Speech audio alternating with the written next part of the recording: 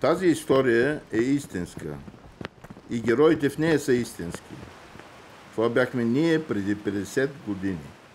Наш съученик я разказа, измъквайки я от сърцето си.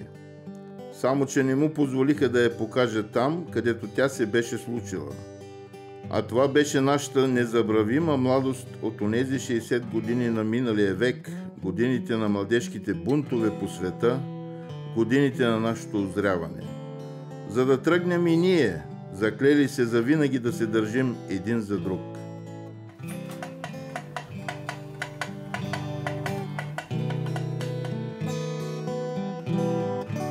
Кълнем се! Искате ли да се разходим заедно из нашите спомени за любимата ни гимназия? Езиковата, както всички я наричат сега. За Бастилията, както и викахме ние. Ако не друго, поне ще се опитаме да поправим една несправедливост и покажем местата, където са се случвали случките от филма «Вчера». Стената, ето я. Заради нея нарекахме гимназията Бастилията. Зад нея е останало всичко, което е случвало с нас през годините. Випуск след випуск. Нека и сега се опитаме да надникнем зад нея. Всички, заедно.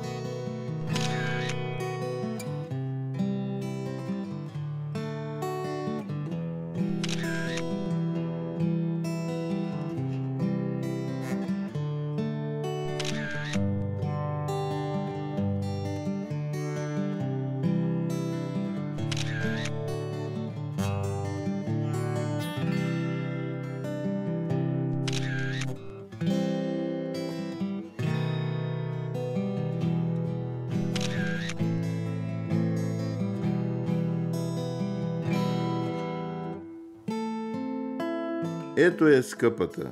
Все се връщаме при нея. Като при скъп роднина. Стаичката с байчето си е същата, зад нея лавката. Хитовото меню тук беше четвърт с едно, което ще рече четвърт питка с едно кебабче в нея, всичкото поръсено с ситно нарязан и овкусен с шарена сол лук.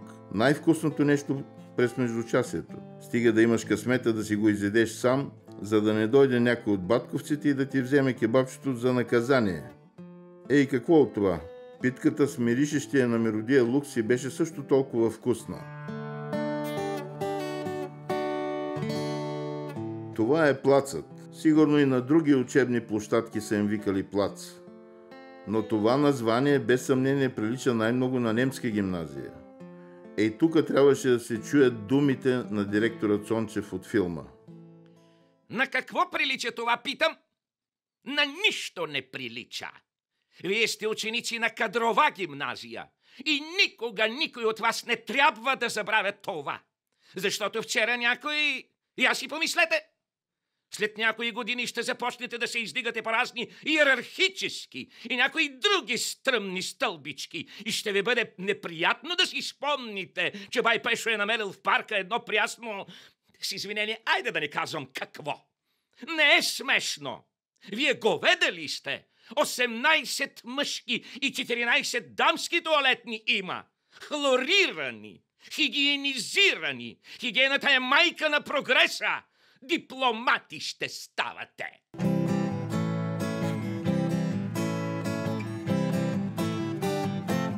От тук почваше и тук свършваше нашият живот в Бастилията. Идвахме като стреснати подготва, отивахме си като разперили криле ята от млади, готови за всякакво предизвикателство хора. Тук ни четяха конското, тук ни награждаваха, тук ни наказваха, изключваха и пращаха по другите гимназии. А оттам идваха други при нас. Винаги пред строя, като онези двамата от филма. Плацът беше много функционално съоръжение и в същото време нещо като средище на вътрешно-обществените ни отношения. И то казано съвсем сериозно. Тук се провеждаше всяка сутрин като закон Божи физ зарядката за ученици и учители. Това беше мястото за всевъзможни игри, маршови песни, забави и много други неща. Да вземем да отидем и в парка. Плацът без него не може. Ако трябва да се изкажа според съвременните правила, това беше нашия Хайд парк. Място за дневни и нощни разходки и още нещо. Всеки можеше да дойде в свободното от учене време или да избяга тук в несвободното от учене време на деня и нощта и да се изкаже по въпросите, които ни вълнуваха. А те бяха немалко на брой. От тук си гледахме хубавия ни град, защото само в сряда и събота след обяд можехме официално да излизаме от Бастилията. Тук шариха изкъсните часове мистични фигури на пушачи и търсачи на силни усещания. А понякога в парка се провеждаха и масови мероприятия за повишаване на политическата ни култура. Например, батковците караха под готвата хорово да скандират: "Долу китайските хунвейбини!" Да не говорим за груповото скандиране на новите думи от речника, за да се запомнят по-добре. И дневната функция на парка беше осамотява се някъде и учиш думите. Ако да кажа, че се пропуска ролята на парка. Ако се спомняте, отиваш в парка и чуваш, примерно, в единия ъгъл мечка дербер, дербер мечка, в другия ъгъл не си спомняте. Тук се намираше мъжкият пансион. Заедно са ги построили с учебната сграда и то така, че отдалече да се виждат и зад стената. Красиви и елитарни. По-късно се построява още един пансион. Бетонното, както му викахме. В нашата гимназия от самото начало са се приемали смесени класове и затова бетонното бе определен за женски пансион. Приземният етаж на мъжкия пансион беше столовата. Оная, която я показаха и във филма, или приблизително същата. Два етажа бяха с спални помещения с различен обем. От конюшните за подготвата с по 24 легла до стаите за по-големите по 8-10 легла. А имаше и помещения с по 2 легла за особени случаи. Как живеехме 1 кило добитък в една конюшна? Колко 40 човека? Млади, изпотени, мъже, момчета, трениращи. А как се биехме за възглавници? А как се зареждахме леглата? Нали? Това няма да го забравя никога. Сядаш и буф долу. Номерата с макарата под долния чершаф, навито и ти си лягаш. И в един момент почва тайничко да навиват макарата и почва по гърба нещо лази и ти се въртиш и се чудиш какво става.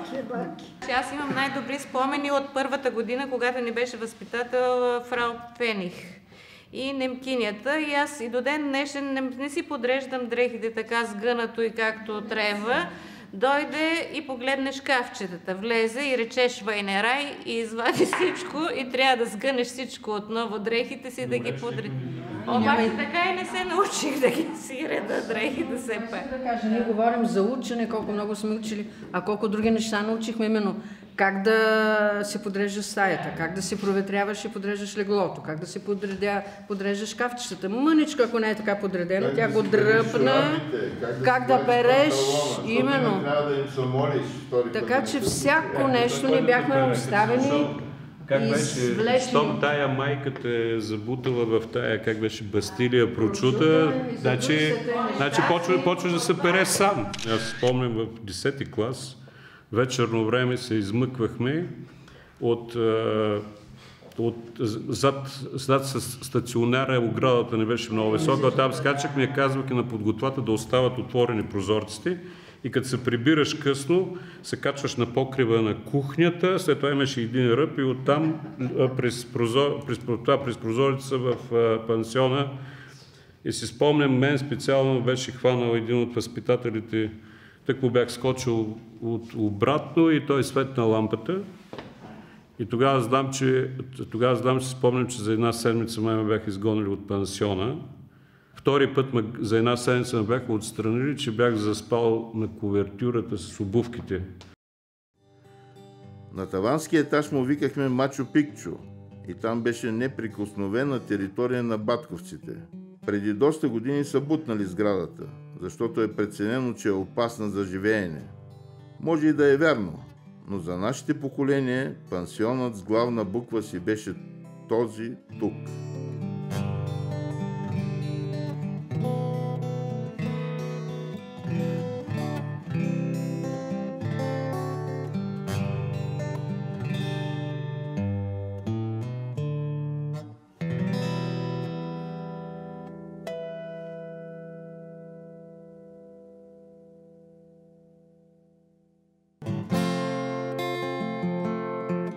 Главното се състоеше в това, че точно в тези пансиони ни възпитаваха да живеем сред нееднакви хора. А това беше едно от най-добрите неща, на които ни научи Бастилията.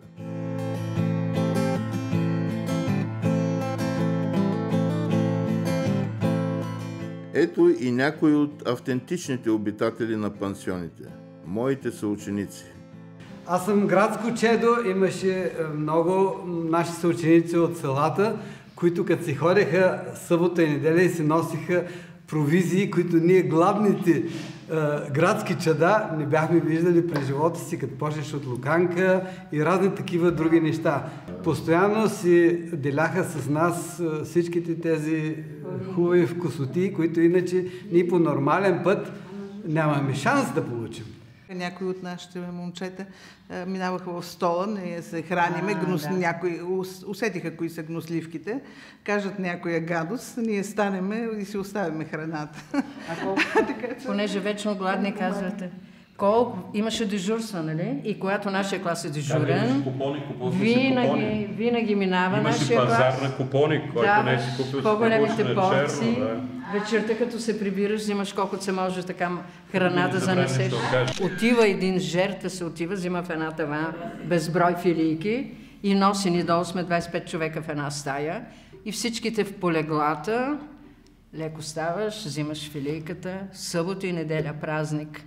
Една много, за мен е така много красива традиция имаше, не знам дали си я спомните, 11-класниците, когато ги изпращаме предишната вечер, подготвата имаха право да излизат от училището в града, да наберат цветя, които на другия ден да ги подарят на 11-класниците. И другото, което беше, че тази традиция я знаеха еловчали и точно тая нощ, си спомням, се оставяха отключени градините.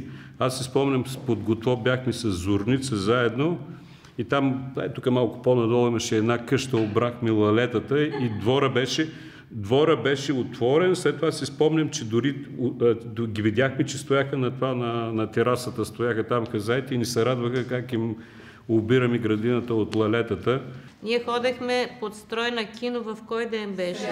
Сряда, на разходка в Баш Бонар в събота, да кажем, и имахме право събота или неделя да излезем по 2 часа от 2 до 4 или от 4 до 6, не помня часовете. И то с разрешение на управител на пансион, на директора сега. На кого му бяха намалили поведението, че го бяха фанали да се целува? А не да си държат ръцете само. Да си държат ръцете само. Не помня. Специално за намаление на поведението си спомням, че на нас не беше приседачки, не беше класен и бяхме научили, примерно, как, когато имаш провинение, евентуално те намалят поведението, как да не ти го намалят. Номера беше следния. Първо, трябваше да срещнеш приседачки, когато се връща от час по физическо, когато е имало нещо бягане с щафета. Значи трябва да има в ръката си щафета. Второ, трябва да го накараш да те заведе в кабинета по машинознание, там, който беше до нашата класна стая, и като те вкарах в кабинета, трябва да го ядосаш. И като го ядосаш, той те почва с щафетата. И задеш боя, обаче за сметка на това ни вкарваше в педагогическия съвет. Да. През междучасието. Тази пола е къса да ходиш да я сминеш. И имаме час при него, час на класния, седнала съм разкопчала ципа и съм я смъкнала тук отгоре блузончето. Я стани ти. Тая е добре. Излизам между часието, закопчавам си, дигам я. Ти пак ли си сложила късата по... Знаехме си нещата, въпреки че беше строг режима, намирахме и ние начин да прегрешим, ама с мярка. Ацата, господин Ангелов, изкарваме първия час да се запознава с нас и казва: ти как се викаш, ма? Викам Вергиния. Баба ти се Вергиния се е казвала. Въца, Пена, това са български имена и като ме почнаха това до 11 клас, аз бях Въца. Не съм Вергиния, Въца. И другото, което като се запознаваше с нас, ти отдека си, говориш ни нарочно така, отдека си, ма. От село от града, само афишите да четеш, пак ще си по-грамотен. На свобода, а сега сте по-нещастни от затворниците прашни. Добър вечер, подготва. Тука всяко подготве е нещастно дете. Той дете било е нявка на майка една. Тази майка го забута, в таз Василия прочута.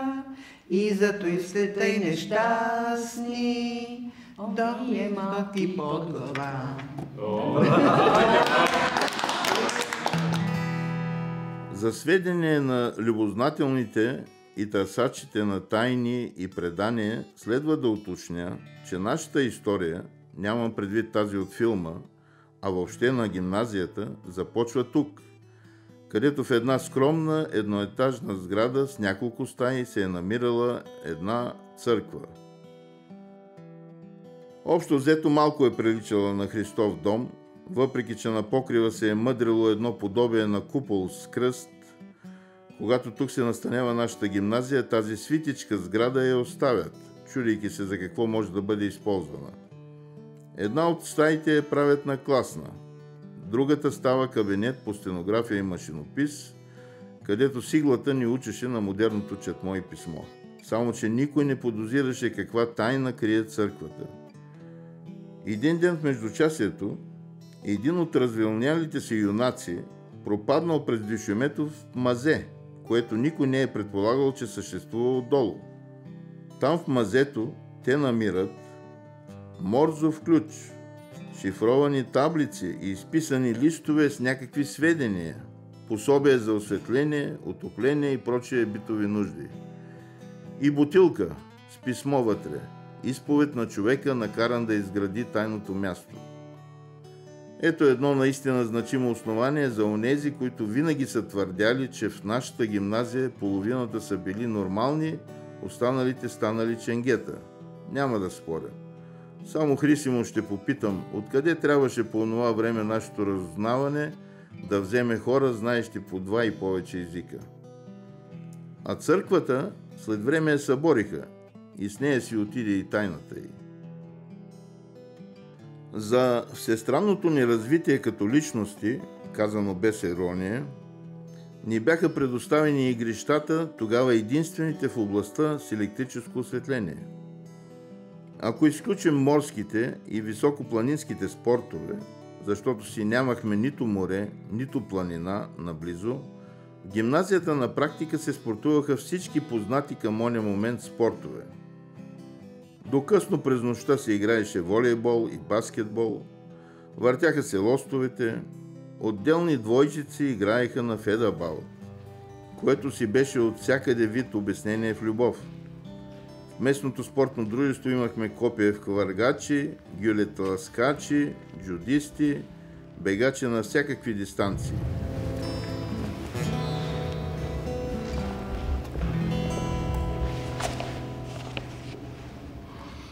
Ето го и нашият салон.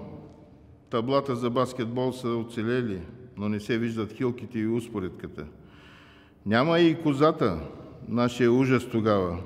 Салонът заедно с нас е отишъл в миналото. Затова пък нашите сегашни съученици имат зала, на която много училища ще завидят. Най-голямата е, построена е с активното съдействие на наши възпитаници. Модерна, светла, просторна, само за спорт. След спорта следваха кръжоците. За математическите олимпиади няма да напомням. Те до ден днешен носят славата на гимназията. Имаше обаче цяла навалица други кръжоци.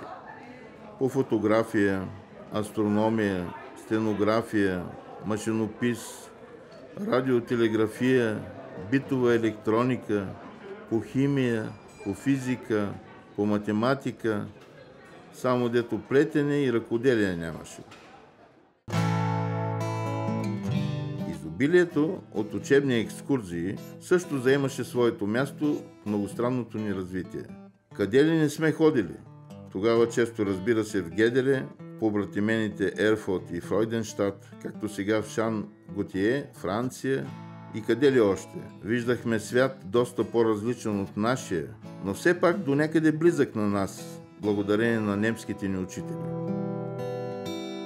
След екскурзиите бяха бригадите, които ни съпровождаха през всичките години.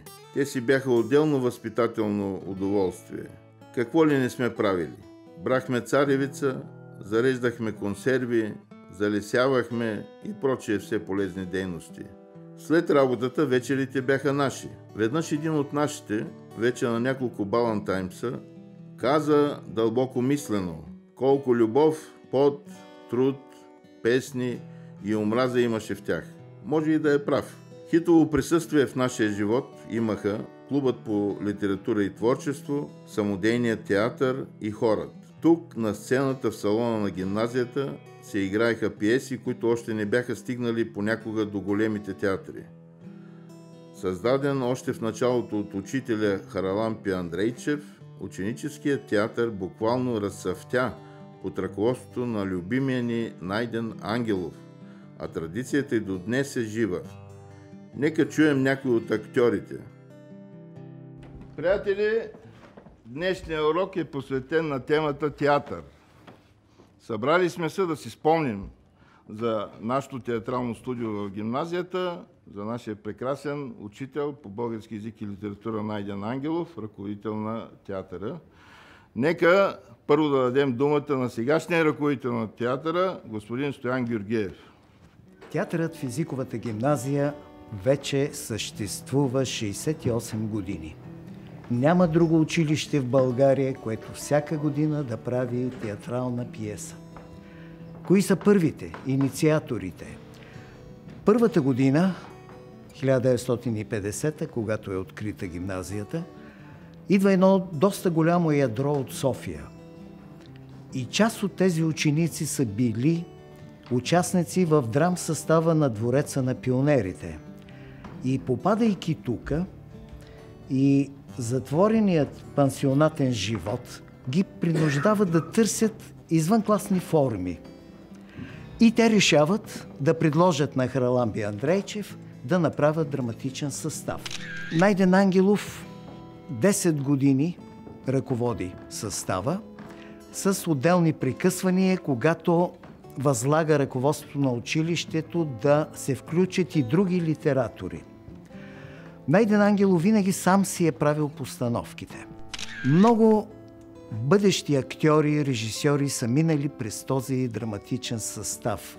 От първите Павел Павлов, телевизионен режисьор, Христо Кръчмаров, театрален режисьор, театроведите Лада Панева, Кристина Тошева и драматурзите Константин Илиев и кинодраматурга и писателя Владо Даверов.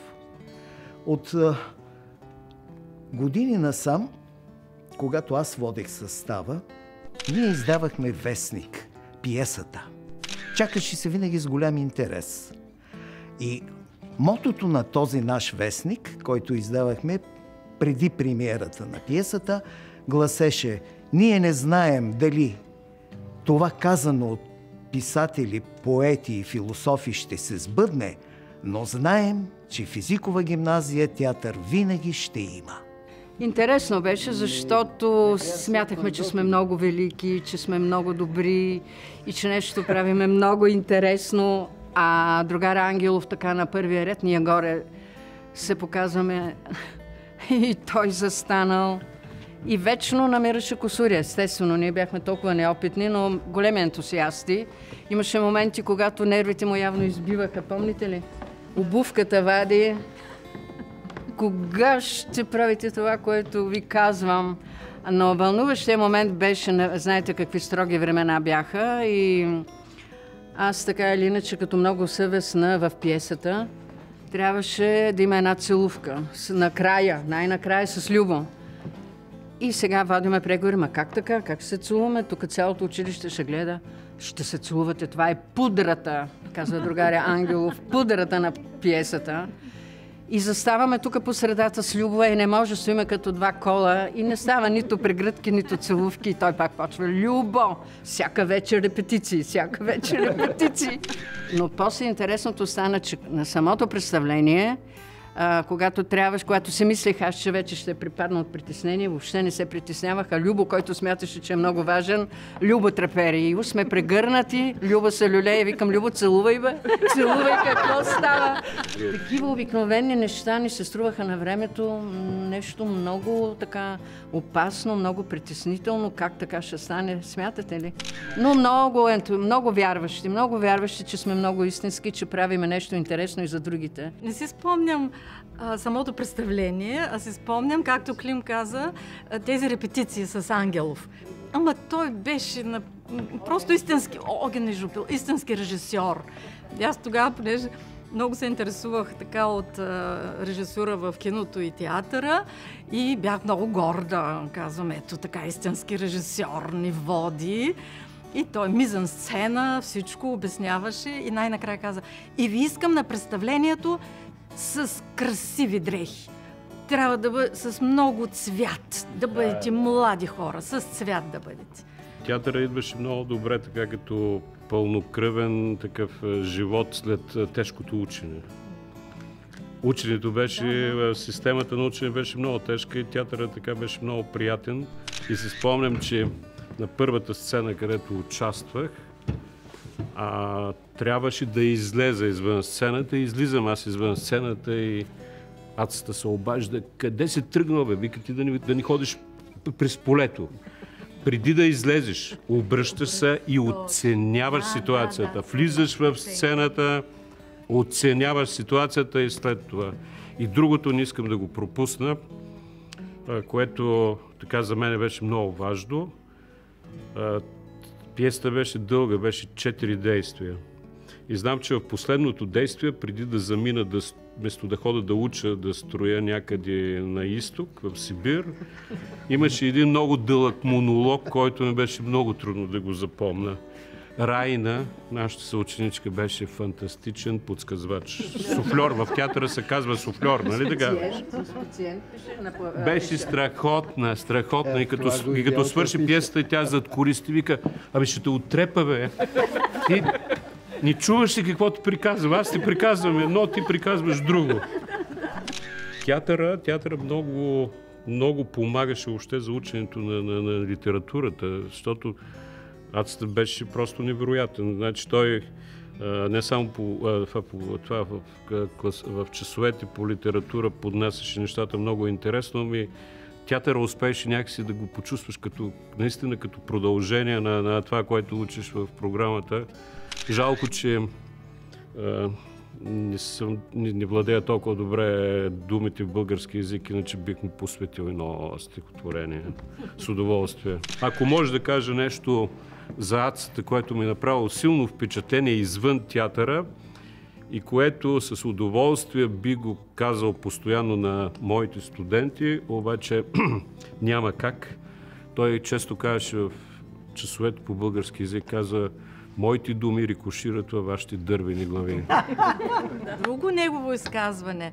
Той казва: всички мои ученици, възпитаници, които са кандидатствали с български език и литература, са влезли в университета. Без уроци, без излишни подготовки, директно от училище в университета, независимо какво си кандидатствал. защото наистина на времето бяха необичайни частните уроци. Каквото съм научил в училище, но аз и сега сред срещите, които винаги постоянно правим с нашия клас и с випуска, непрекъснато каним другаря Ангелов и ме очудва неговата жизненост, неговия бистър ум. Да не забравяме, че в театъра участваха Тони и Минко, които ни гледат отгоре. Наред с струнния, акордеонния и духовия оркестър, водещо място в музикалното ни образование заемаше хорът. Сърце, душа и мотор на хора на езиковата гимназия беше незабравимият ни учител по музика Веселин Калчев. Хорът на гимназията бе състав за творческо, бих казал професионално хорово пеене. Това се дължеше не само на даровитите ни гласовити съученици, а най-вече на учителите по музика и преди всичко на нашия незабравим учител по пеене Веселин Калчев. То беше хубаво време. Аз не искам да кажа, че съм използвал привилегията да ходя в хора, за да бъда извинен следващия ден, като не уча. Стигаха ми все пак умствените способности и така да го преживея. Но беше едно голямо разнообразие и преди всичкото ние ходихме насам-натам и с родината. Нали? Това национални фестивали, не знам си какви октомврийски... Младежкия фестивал, 68. Младежкия фестивал в София. Аз не можах да взема участие, защото Веселин Калчев дойде и ми се извини. Каза, че директора желая аз да не отида там по причини неблагонадежден от моето потекло, но как да я, съм жив и здрав. Преживяхме го всичко. Става думата, че имахме много хубави преживявания, момчета и момичета заедно. Това е моето впечатление и дори се научих да пея. Аз, който всъщност от мен не става нищо. Имаше такава практика да се прави празник на града. И на празника на Ловеч, това бяха концерти в София, Стефан Македонски, нашия хор, участва за представяне на Окръг Ловеч. И беше много хубаво. Те в телевизията май беше записа. По телевизията, да, по телевизията го даваха много хора. Правиха представяне на окръзите и дават най-характерното за съответния окръг. И ние участвахме в програмата на Ловеч. 68 година беше нещо невероятно. Световния младежки фестивал. Първо един месец бяхме в Тетевен, за да се подготвим и след това 10 дена в София предварително пак да се настроим и самия фестивал цяла седмица, т.е. цяло лято посветихме. Бяхме заедно и с нас бяха едни от най-хубавите преподаватели Калчев и Петракиев. Беше събитие от един град, на пръв поглед малък град, но отиваш представител на гимназията и представител на града и представител на страната на България. Много вълнуващо. Когато говорим за Веселин Калчев, обаче да не забравяме, че той ръководеше и друг музикален колос на гимназията – струнния оркестър. Моите спомени са именно от него, защото аз свирих в партията на виолите. И си спомням тук, както и колегите споменаха, доста концерти в град Ловеч. Спомените ми за връзката между този струнен оркестър и хорът беше в това, че 68 година имаше кастинг за попълване на състава на хора и аз имах голямото желание да участвам в него, защото така от малък съм си музикален, скромно казано. И за съжаление кастинга беше успешен от гледна точка на качество на гласови данни, но той със съжаление ме сподели, че няма необходимост от баритони тогава. Имаше и още един музикален състав, китарния състав. Уникално беше начинът му на представяне на партията. Неговия глас беше не тенор, не баритон, а силно специфичен, дрезгав, но пък винаги правилно. Правилно пееше и правилно ни показваше това, което трябва да...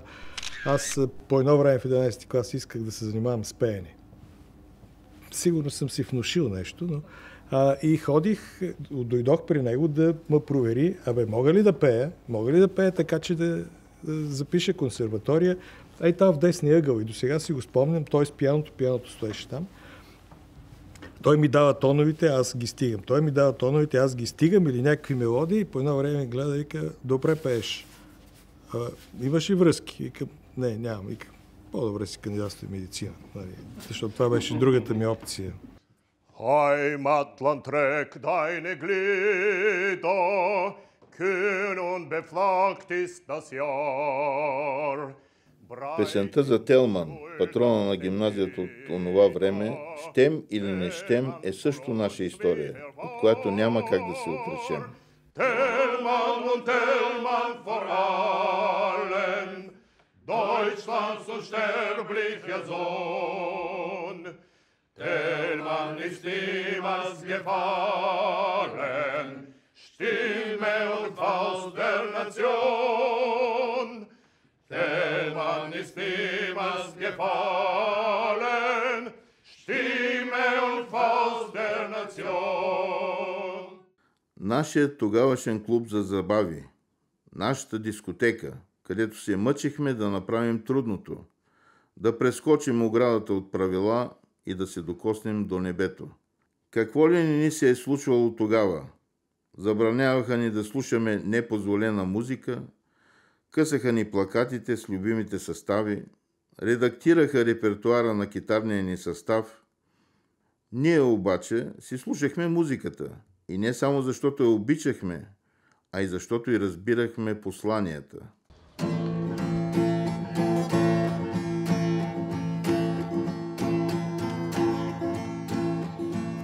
Един малък, красива България, там дето от стран сърцето изгаря, стара Мастилия, стени дебели, живеят млади джентълмени. Живот прекрасен тук се живее, никой за родния край не мине. Всеки старае се в кратка почивка, сладка цигара да лапне с усмивка. Всеки очаква неделите ясни, за да прекарат дните прекрасни. Кой с мадама, кой пък на карти, кой с мадама на коктейл и парти. Браво! А сега за Юзината. Там се случи показаното във филма. Спомняте си, нали?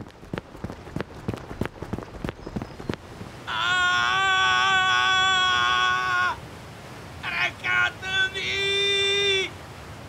Подай ръка! Дръж се! Пази се от дупката! Течението! Колече, бе!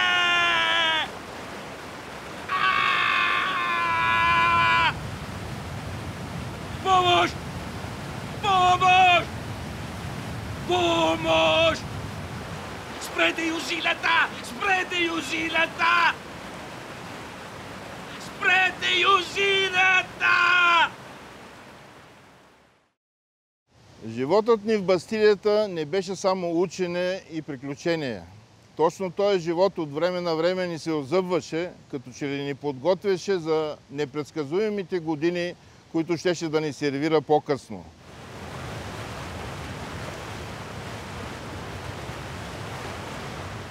През ония юнски ден тук се удави Иван. Мина само година и то ни го сгази бойна машина. Трябваше да минат и още 30 години, за да разберем, че един от нас е бил син на врагове на народа.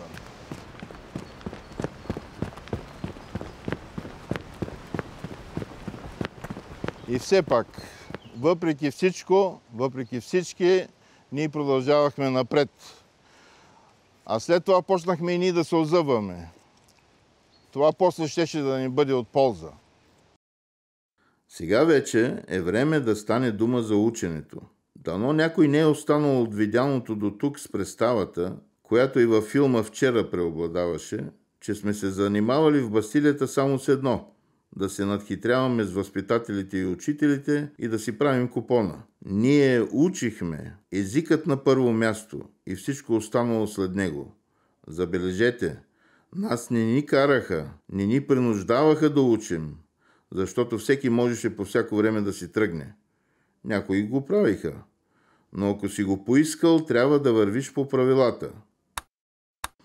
Да вървиш по стъпалата, всеки ден, и все нагоре, все нататък. Не всичко понасехме еднакво.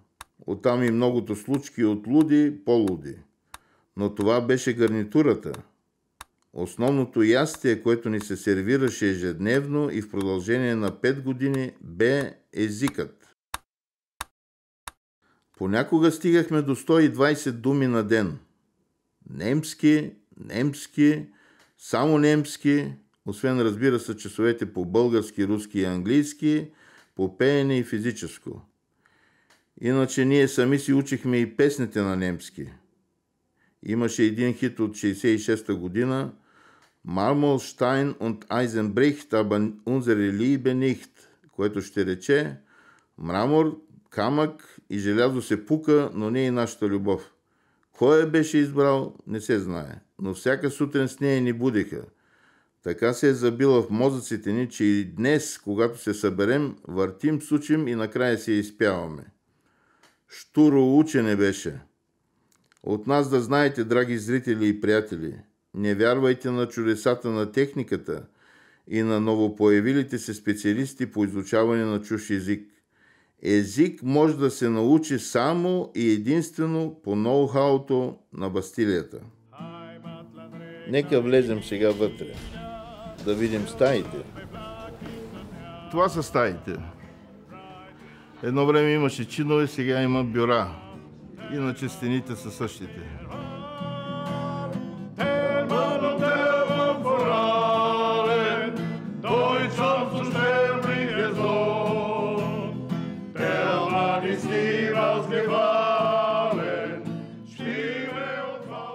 Нашите учители. Как преживявахме само когато гледахме филма, че не можем да чуем по немчение български на немските ни учители и по българение немски на преподавателите българи. Защото ако това беше част от чара на учителското присъствие сред нас, другото бе, че всеки от тях успя да ни научи на своя език, на своята култура. А това, убеден съм, не беше лесна работа и за едните, и за другите. Скъпите ни, обичани от нас учители. Съдбата ни дари с прекрасен букет от учители и възпитатели, пастролик с разноцветни характеристики, с разнообразни, но лично изповядвани професионални качества. Със свой живот, за който ние малко узнавахме, вероятно с ядове и противоречия помежду им, които преднамерено ни бяха спестявани и от които грижливо ни опазваха. Може ли да забравим за Ацта, учителя ни по български език и литература Найден Ангелов? Виждам го пред нас, очите му пламтят, по отпусналите му бузи са поруменели. Говори ни за естетическата наслада и сам я пие с пълни шепи. Кани ни да го последваме в оня чуден свят на прекрасното и възвишеното. Или Петракиев, този изключителен математик и безспорен радетел за реда и дисциплината. Неговото въздействие докарваше някои изоглавци до шок и разстройство. Така или иначе те, Петракиев и Станчев, другият математик, не по профила на гимназията, ни направиха спецове по математика и никаква олимпиада не ни се опираше. Или красивата ни класна Кантарджиева, която тихо ни говореше материала си, а ние, мъжката част от класа, бяхме буквално омаяни от чудно красивото й лице, прекрасните форми. Тези от първите чинове се надпреварваха да си изтървават моливчетата, да видят още нещо от разкошното й тяло. Или Пресадашки, нашият физкултурник, който освен гръмкия си фебелски глас, използваше също и дръжката на звънеца като ефективно педагогическо средство. А иначе понякога и не спеше погрижа за нас. Или маменька по физика, или лягушка по руски, или сиглата по стенография, или Киро маестрото, или Дочеви, че и Досев, който убедено твърдеше, че най-важен предмет за нас е машинознанието. Ами немците? Как да забравим дългата фигура на Енгелке? който покрай физиката ни разкриваше тайните на фотографията, например за това как от яйце и сяра да си направим фотохартия. Бяме по химия или фрау Шефер, която не скриваше възторга си от нашите постижения. На един съученик беше успяла да напише 56 шестици за един срок. Или фрау Фених, възпитателката ни. Още звучи в мен нейното настръхнало «бите, бите», с което постоянно ме стряскаше, щом се опитвах да кажа нещо на български. Сетне семейство Скрипчак. Мъжът ни развеждаше из малко известните ни дебри на световната история. А жената, тя почти разплакана, беше заявила на нашия твърдоглав директор, че не може и не иска да преподава на остригани момчета, на облечени в черни униформи ученици, че тя не е в затвор, че да зачерниш младостта си е престъпление. Явно беше изпратила заявлението си в писмена форма до Министерството, защото стана чудо. Ние получихме правото да носим коси и цветни униформи. Те, немците, си бяха донесли със себе си и своя начин на живот. Чувахме от време на време споровете на висок глас от учителската стая по време на съветите, където учителите ни устояваха свои позиции, защитаваха свои ученици, техните постъпки. Понякога наказваха лудостите ни, понякога съпреживяваха нашите проблеми, посветили и личното си време на нас, техните възпитаници. Различни като личности и национална принадлежност, но категорично еднакви като професионално себеотдаване, всичкото за тях може да бъде събрано само в една дума – учители. С иконообразното си присъствие те вселяваха в нас и знания, и дух, ваеха от нас характери, устойчиви на ветрове и бури, каквито скоро щяха да ни споходят. А това, че устояхме и не се прекършихме, е тяхна чест, достоинство и заслуга.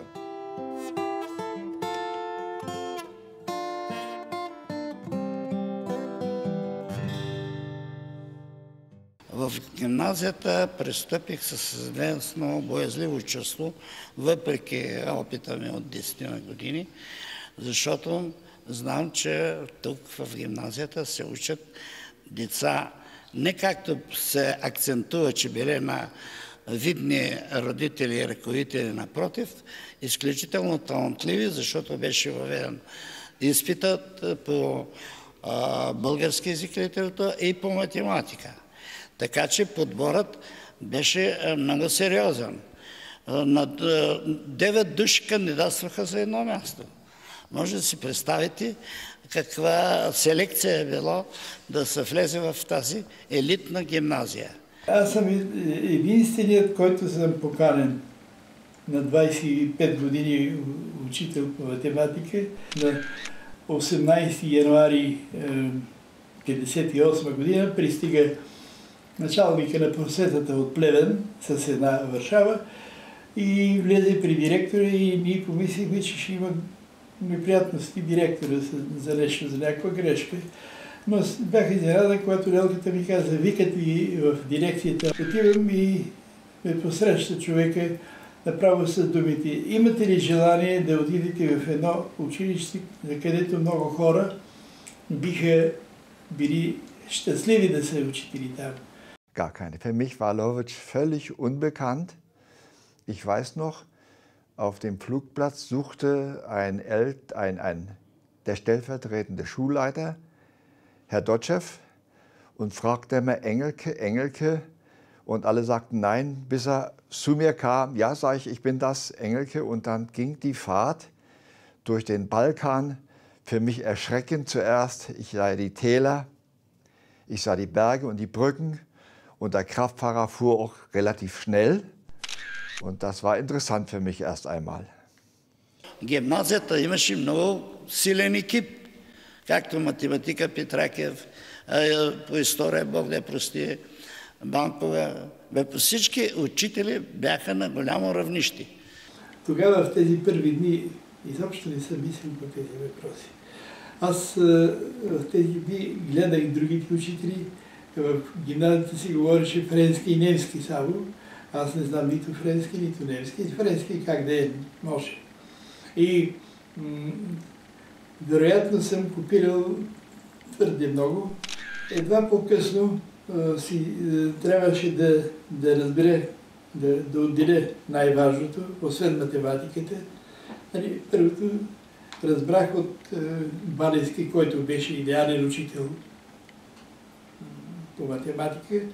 Разбрах, че уроците трябва да бъдат изпипани на висота, защото много от учениците знаят почти колкото учителя за тази елементарна математика, а за мен не ставаше въпрос. Аз не бях вече още учител в 11-ти клас. Хората, които са организирали тази форма на работа с тези млади хора, са помислени много по-добре от мен и знаят много по-добре как да ги научат на немски език. Но след немски има още толкова много неща. Ich habe meine bulgarischen Kollegen immer sehr bewundert, da wir ja schon eine andere Vergütung, andere Konditionen bekamen. Ich dachte mir, da müsste doch so ein bisschen, ich sag's mal auf Deutsch, Neid aufkommen. Aber sie waren sehr offen, sehr freundlich, erklärten auch jedes Mal, ja, ihr kommt ja aus der DDR und so weiter und da habt ihr ein anderes System da, auch Vergütung und... Вярвате ли, че е имало случай, когато аз с боязън съм влизал в час?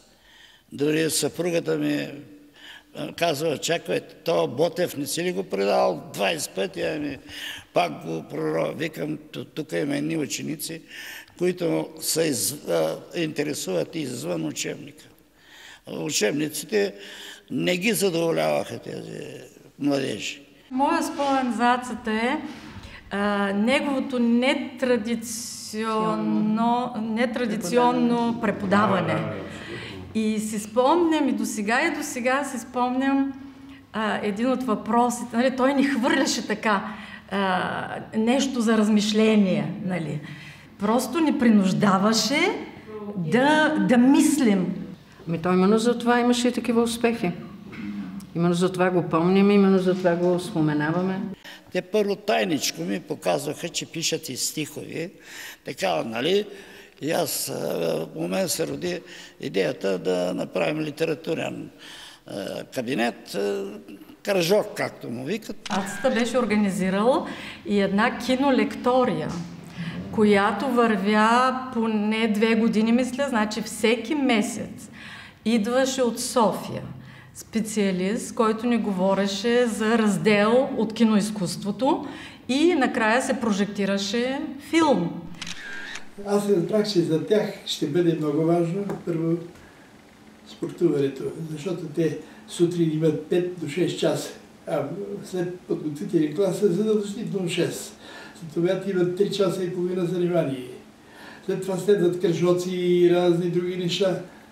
Това е за тези млади хора, аз можех много по-добре да се впиша в тяхните проблеми и разбрах, че е важно нещо друго, което да ги откъсне малко, защото за да напълниш нещо трябва да има место, къде да слагаш. Аз самият спортувах волейбол, тенисна маса, футбол и играех с тях. За тях това беше интересно. До тогава само другаря Присадашки играеше с тях футбол. Ich war richtig erstaunt. Es war eine sehr angenehme Atmosphäre. Wir haben viele Exkursionen mitgemacht. Ich denke an die vielen Exkursionen, unter anderem auch eine Hochzeit. Also wir haben mit ihnen viel erlebt und wenn dann der Sonnabend kam und die Schüler fragten immer, kommen Sie auch mit auf Exkursion? Manchmal war es mir auch ein bisschen zu viel, aber es hat viel Spaß gemacht. Бяха много възпитани, много сериозни, много четяха. Особено, верно, че и с такава страст учиха немския, че имаше години, колегата ви е казал, където в училище се говореше само по езика. Иначе намаляват успеха. Те бяха перфектни преводачи. Чудесни. Аз учих в един шкаф за дрехи и с лампа с дълъг шнур сложена Една вечер четох до 12 и повече и се заключих. И шуках, да викаха портиера да ме отключи отвън. Вие пропускате и другата терапия. Нали? Нощем да дойде някак към 2 часа, изважда си речника от подзаславницата, той те изпитва и ако случайно нещо не си научил, отиваш в читалната, т.е. тоалетната. Организацията как беше? Значи свършваме училище, след това обяд, отиваш в занималния, като преди да свърши занималната те изпитват и който не знае го предават на нощния възпитател.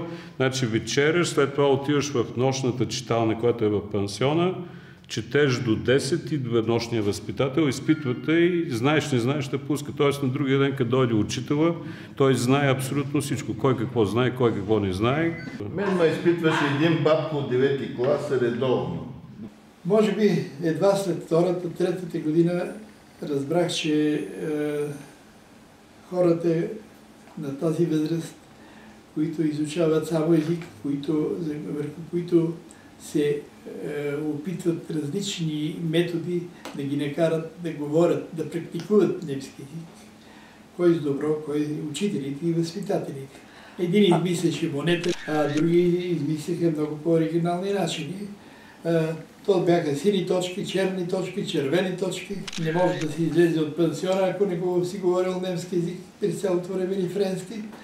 Вие представете ли си всяка есен пристигат 100 изплашени до край деца, а на някои родителите, които вече знаят, че са приятели децата им, предварително са проучили кой учител какъв е и казват, само да не ти се пада Петра Кривш.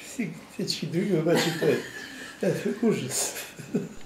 Не знам дали си спомняте, разправяше се като виц, нали, влиза Петракия в учителската стая и отива при другия математик Станчев и вика, Станчев, да ти приличам на пич. Станчев, що е? Любене, какво? Той вика, бях на проверка в мъжката тоалетна и съм влязал, нали? Си върша работата, отваря се вратата, един вика, пич, да имаш огънче.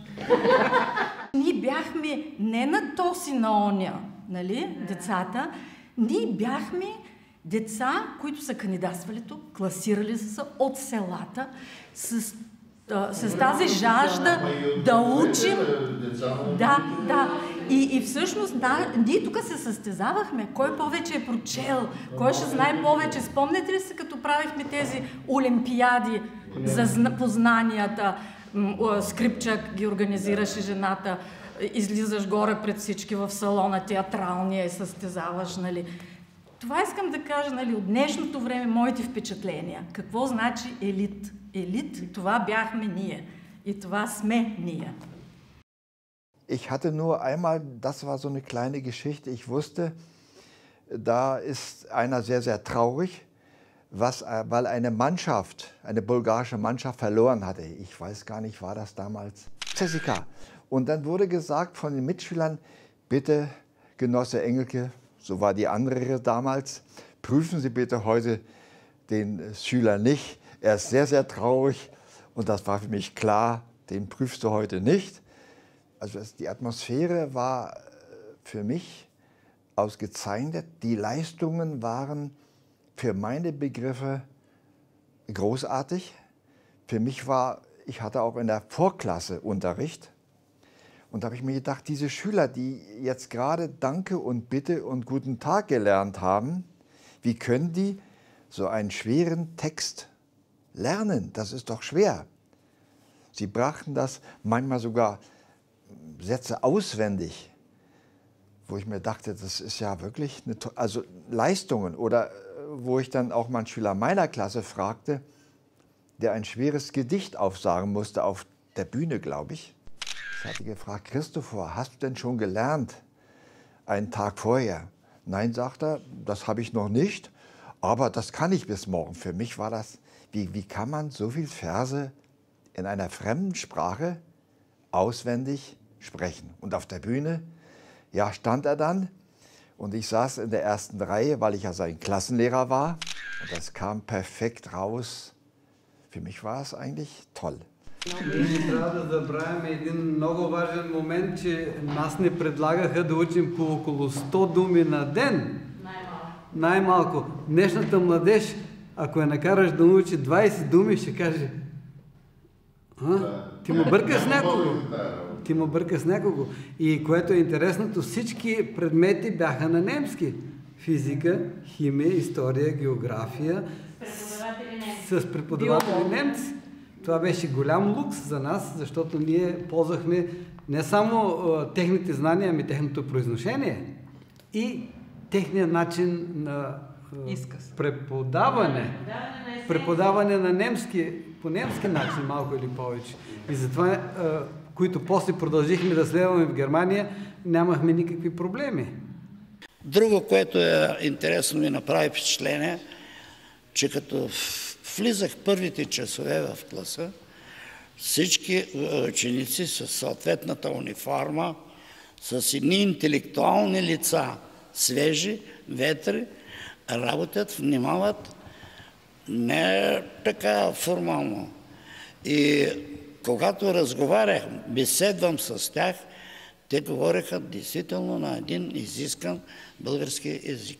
Предварително нищо друго не знаех. Това, че училището беше за деца на дипломати, министри и хора, които са заслужили за новата власт. Така беше. По-късно разбрах, че това е само процент. Началото беше изцяло тъй. За Бастилия, за това нищо не бях чувал, но истината е, че след... аз бях дошъл по костюм и по един балкон имах някакъв, се разходих из парка, видях тази стена, зачудих се защо е така, но тогава гражданите си минаваха през нея, оградите бяха към пенсиона и към гимназията. Es war eigentlich sehr viel, was ich mitgenommen habe. Erstmal ein anderes Land mit einer anderen Sprache, einer anderen Kultur und vieles, einiges habe ich einfach übernommen, weil ich es gut fand.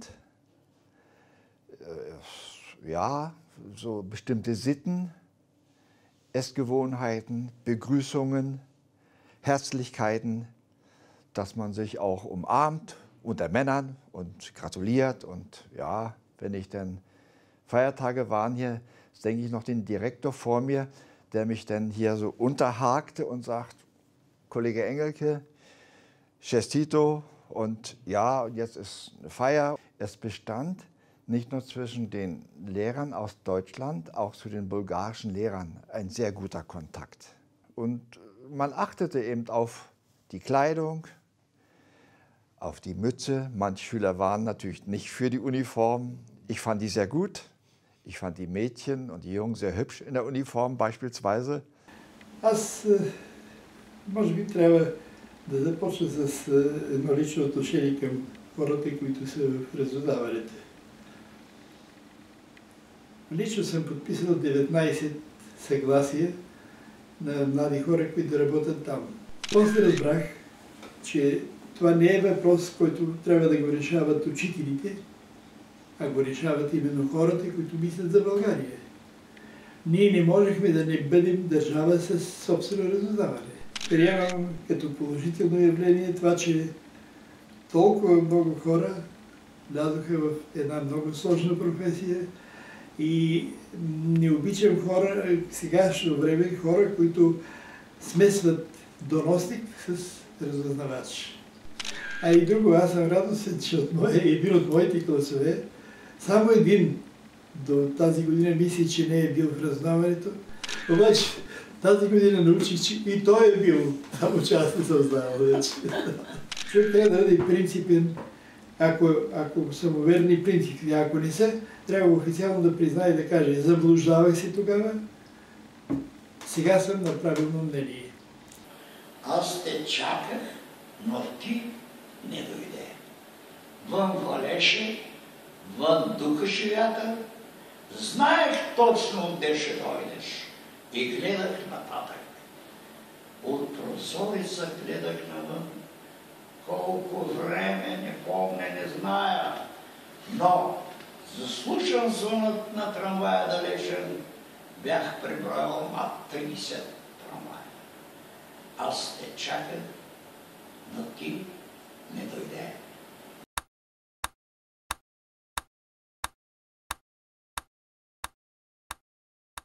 Така се опитах да видя с колко мина е известно нашето училище. Така, не по нормативни документи, в повечето пространство, Бастилия, замък, хълм и езикова.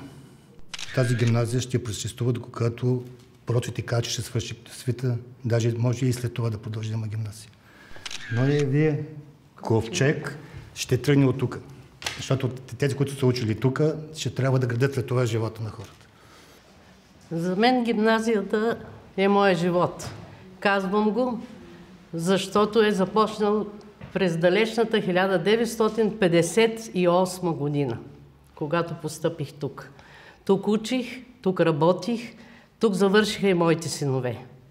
И няма нищо по-хубаво и стойностно от това да се чувстваш свързан с училището, което ти е дало всичко. Моите ученически години са историята на филма «Вчера». Тогава живяхме всички заедно като едно цяло, като един организъм. Създавахме верни приятелства, сега вече мога да кажа и доживотни.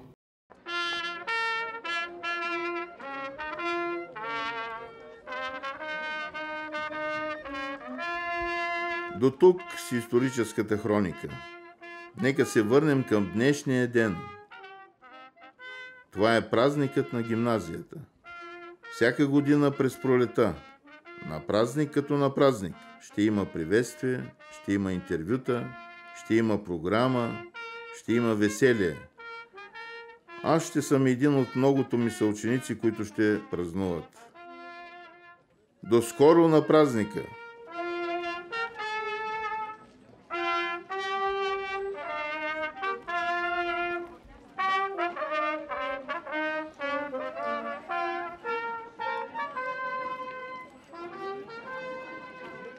Представете се и какво е за вас Бастилията. Приятно ми е, Татяна Мочева се казвам. За мен това е незабравимо мигове от нашата люлекова младост и една крепост на дружба и приятелство завинаги. Казвам се Снежана Ванкова. Бяхме много ограничени, затворени, но ние имахме много живот вътре, много пулсиращ живот вътре. В парка, с събиранията, с китарите, така че не ни стряскаш. За мен определението Бастилия е определение дадено от хора, които са останали отвън и не са могли да бъдат вътре в езиковата гимназия. Езиковата гимназия за мен е училището и обществото, което ни научи на ред, дисциплина и отговорност. От деца станахме мъже. А как продоляхте тази крепост? С много учене и труд. Имаше ли място за любов? Място за любов винаги има към ближния. Езиковата е едно завръщане към семейството, защото 5 години прекарани с тези хора, просто започваш да ги чувстваш като семейство. Езиковата става твой дом. С пансиона, с изтърканите стъпала, с пиесата на 12 клас, с феста. Просто всичко е едно огромно, сплотено и обичащо семейство. Аз съм Вейсела Хаджиев и избрах тази езикова гимназия по същата причина, защото много харесвах езиците и все още ги харесвам.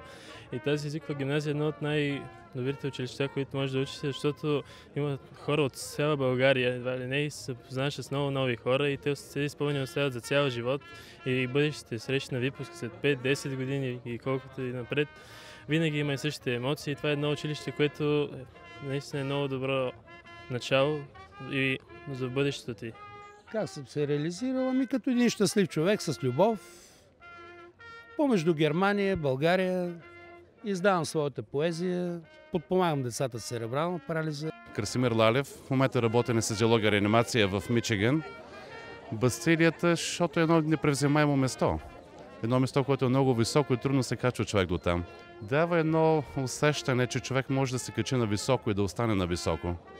Но дава един голям залог от себе си, за да бъде там и да остане там. Едно усещане за съпричастност с много други хора. Много други хора, които ще помогнат един ден и ти също им помагаш един ден. Аз се казвам Пепа Нанкова. Това, на което ми е научила гимназията, е дисциплина. Аз съм с немски език и благодарение на немски език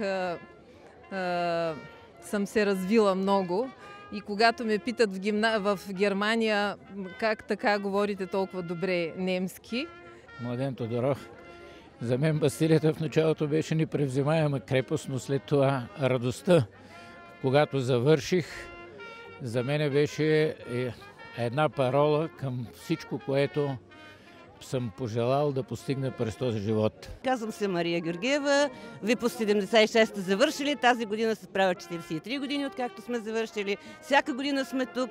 Бастилия. Защо Бастилия? Бастилия, защото децата на времето трудно се отделяха от семействата. Не е като сега.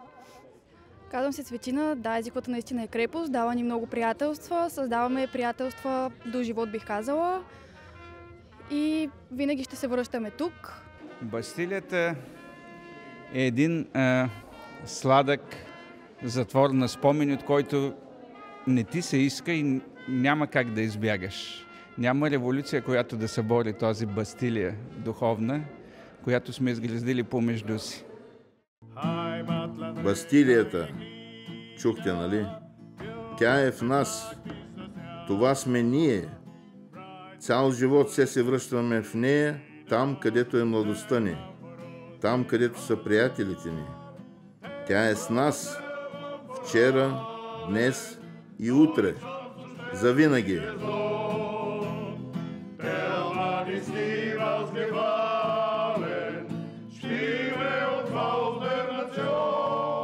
Да живее Бастилията!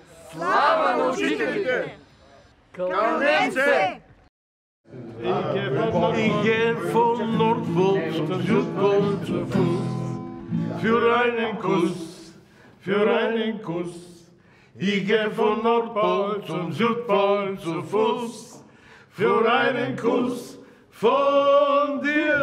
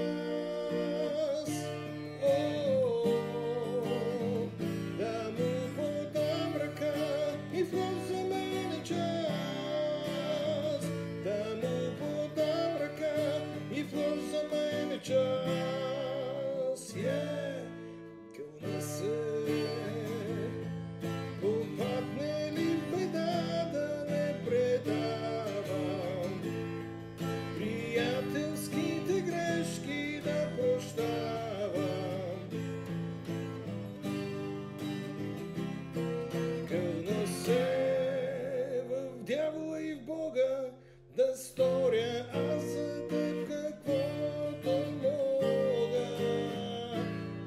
Заклех се, заклех се, заклех се.